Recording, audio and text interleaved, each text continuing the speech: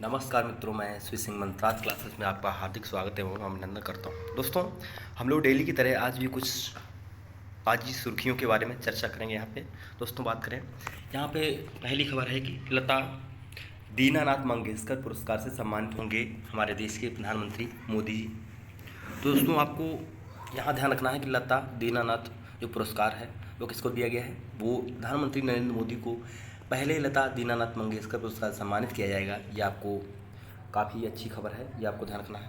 दोस्तों, आगे हम लोग बात करें, यहाँ पे यह पुरस्कार जो है अनुभवी गायिका की याद में, जो आप लोग जानते हैं लता जी, अभी हाल ही में उनका निधन हो गया।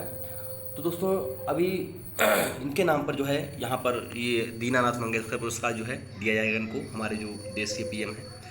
पुरस्कार समारोह दोस्तों 24 अप्रैल 2022 को मुंबई में आयोजित किया जाएगा। अब दोस्तों, आपको ध्यान रखना है 24 अप्रैल क्या है। यहाँ पर जो है ये पंचायती राज दिवस भी मनाया जाता है 24 अप्रैल को, या आपको ध्यान रखना दोस्तों 24 अप्रैल दोस्तों 1993 में आपको पता है कि यहाँ पर हमारे यहाँ पर पंचायतों का गठन हुआ था, और पंचायतों जो हैं उनको दोस्तों उनके लिए संविधान में संशोधन के द्वारा उसको 73rd अमेंडमेंट के द्वारा जो है यहाँ पर पंचायती राज व्यवस्था को लागू कर दिया गया दोस्तों। यहाँ पे अब आगे दोस्तों बात करें, यहाँ पे यह पुरस्कार प्रतिवर्ष उस व्यक्ति को दिया जाएगा जिसने राष्ट्र और उसके लोगों के लिए एक महत्वपूर्ण, शानदार और अनुकरणीय योगदान दिया है। तो दोस्तों, ऐसे जो प्रतिष्ठित व्यक्ति हैं, जो कुछ न कुछ इनका महत्वपूर्ण, शानदार योगदान रहता है राष्ट्र के लिए, उनको यह पुरस्कार दिया जाता है। तो दोस्तों, आपको ध्यान रखना है दीनानाथ मंगेशकर पुरस्कार हमारे पीएम जी को दिया जाएगा।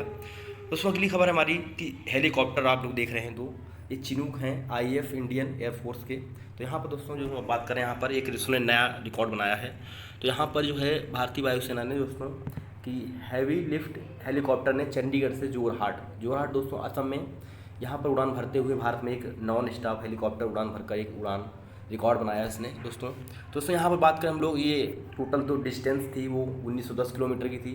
तो यहाँ पर 7 घंटे और 30 मिनट में जो है यह इसने अपना जो यात्रा जो है इसने पूरी की।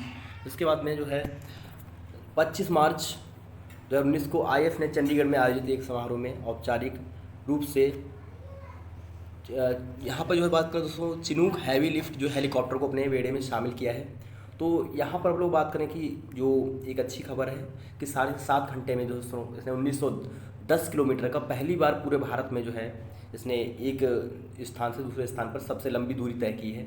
तो ये बिना नॉन स्टॉप है, ये आपको ध्यान रखना है दोस्तों। आपको अगर देखें, अगली खबर है कि जो एनडीएमसी आप लोग जानते हैं दोस्तों, जो है नेशनल मिनरल डेवलपमेंट काउंसिल, इसने जो है 80वें स्कोच शिखर सम्मेलन 2022 में 2 पुरस्कार जीते हैं इसने, एनडीएमसी ने। दोस्तों, यहाँ पे बात करें कि यह 80वें स्कोच शिखर सम्मेलन और स्कोच पुरस्कारों में एक स्वर्ण, एक और रजत पुरस्कार से इसको सम्मानित किया गया है एनडीएमसी को। तो यहाँ पर दोस्तों बात करें एनडीएमसी की जो स्थापना हुई है दोस्तों, दिल्ली में इसका हेड ऑफिस है। तो यहाँ पर दोस्तों हुआ कि स्कोच शिखर सम्मेलन का विषय जो है स्टेट ऑफ BFSI PSUs हैं, जितने सारे जो PSUs पब्लिक सेक्टर जो हमारे जो जितनी सारे जो कह सकते हैं कि उद्योग धंधे हैं, उनको जो है जो अधिक लाभ कमाने के पर्पज से इनको जो है स्कूल पुरस्कार दिया जाता है। दोस्तों, यहाँ पर जो है आपको ध्यान रखना है कि इसे प्रोजेक्ट कल्पतरु में निर्बाध डिजिटलीकरण सुनिश्चित करने और कोविड के खिलाफ प्रतिक्रिया श्रेणी में प्रोजेक्ट सेफ्टी फर्स्ट में अपने प्रयासों के लिए Skoch 3 Skoch order of the merit award से भी मिले हैं इससे पहले, ये आपको ध्यान रखना दोस्तों। अब दोस्तों बात करें, अगला प्रश्न हमारा है कि जो आप लोग देख रहे हैं कि जो हमारी इंडियन नेवी का जो एयरफोर्स और नेवी दोनों संयुक्त रूप से भारतीय नौसेना का जो है P-81 विमान जो है ऑस्ट्रेलिया पहुंच चुका है।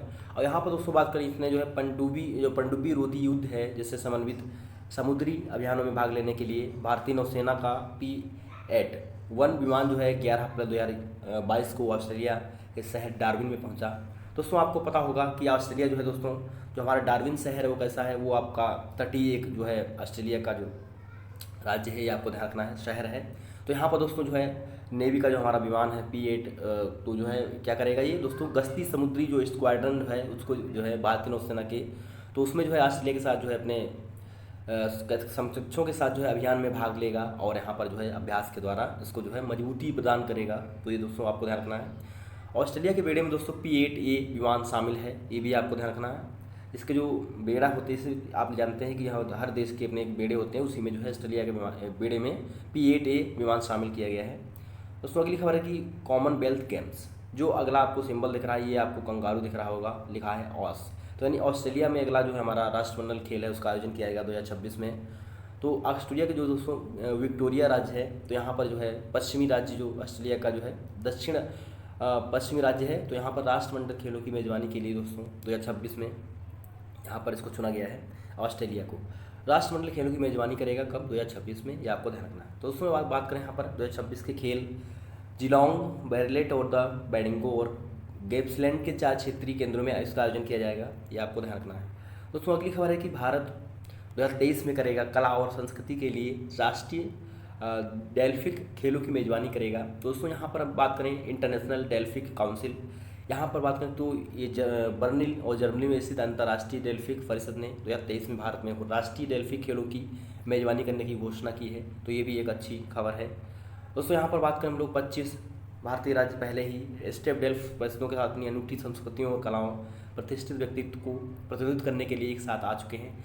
यहाँ पे जो है 25 भारतीय राज्य, ये अच्छी एक खबर है कि ये विजेता जो है दोस्तों 2026 में आयोजित होने वाले अंतर्राष्ट्रीय डेल्फिक खेलों में भारत का प्रतिनिधित्व करेंगे।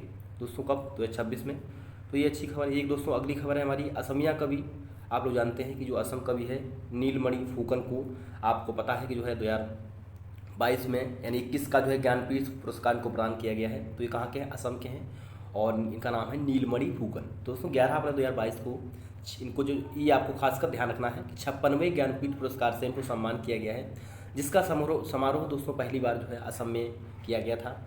वह साहित्य अकादमी और पद्मश्री पुरस्कारों के भी प्राप्त करता रहे हैं नीलमणि फुकन। दोस्तों फुकन उपन्यासकार जो है वीरेंद्र कुमार भट्टाचार्य 1979 और मामोनी रायसम गोस्वामी 2000 के बाद ज्ञानपीठ पुरस्कार पाने वाले असम के तीसरे व्यक्ति हैं, ये आपको ध्यान रखना है। दोस्तों 56वां जो है ज्ञानपीठ पुरस्कार 2021 प्रदान किया है नीलमणि फुकन को।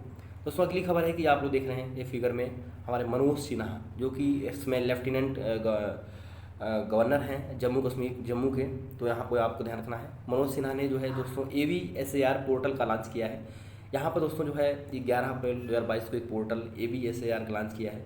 दोस्तों इसके द्वारा जो हुआ क्या, इस पोर्टल को मिशन यूथ द्वारा कनेक्ट टू अपॉर्चुनिटी इनिशिएटिव के तहत लॉन्च किया गया है। दोस्तों यहाँ पर जितने सारे जो हमारे युवा हैं उनको जो है नौकरियों में विशेष प्रकार का जो कोई सहूलियत ना हो, उसको सहूलियत प्रदान करने के लिए यहाँ पर ABSAR जो है इसको लॉन्च किया गया है। और किसके द्वारा दोस्तों? यहाँ पे जम्मू कश्मीर में उपराज्यपाल जो हमारे मनोज सिन्हा उनके द्वारा लॉन्च किया गया है। तो ये दोस्तों अच्छी खबर है। तो आज जो है यहीं तक, मिलेंगे फिर। थैंक यू, धन्यवाद।